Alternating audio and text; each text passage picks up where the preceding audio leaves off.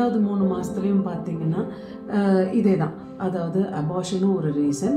ரொம்ப இம்பார்ட்டண்ட்டான ரீசன் வந்துட்டு லோ லையிங் பிளாசண்டா. நஞ்சு கொடி வந்துட்டு பதிய ஆரம்பிச்சிருச்சு, ஆனால் கீழே கொஞ்சம் இறங்கி பதிஞ்சிருக்குது அப்படின்ட்டு லோ லையிங் பிளாசண்டான்னு சொல்லுவோம். ஸோ பார்த்திங்கன்னா நிறைய பேர் அந்த 5ஆம் மாத ஸ்கேனு 6ஆம் மாத ஸ்கேன் பண்ணதுக்கப்புறமே வந்துட்டு பார்த்திங்கன்னா பேபி இத்தனை வாரம் வளர்ந்துருக்கு அப்படின்றதுக்கு கீழே லோ லையிங் பிளாசண்டான்றது உங்கள் ரேடியாலஜிஸ்ட் எழுதியிருப்பாங்க.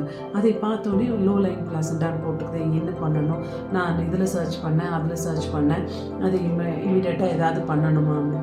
ஸோ எல்லோரும் முக்கியமாக அதை தெரிஞ்சுக்க வேண்டியது என்னென்னா, லோ லையிங் பிளாசண்டான்னு கொடுத்துருக்குற எல்லாமே வந்துட்டு டெலிவரி வரைக்கும் கீழேயே தான் இருக்கணும்னு அவசியம் இல்லை.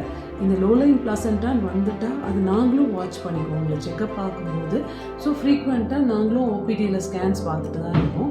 அந்த பிளாசண்டா மேலே ஏறுறதுக்கு அசெண்ட் ஆகிறதுக்கு நிறைய வாய்ப்புகள் இருக்குது.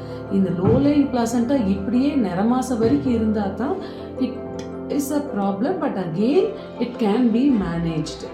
அப்போ என்ன ப்ராப்ளம் வரும், அது எவ்வளோ பதிஞ்சிருக்கணுன்றது நம்ம இன்னொரு வீடியோவில் பார்ப்போம்.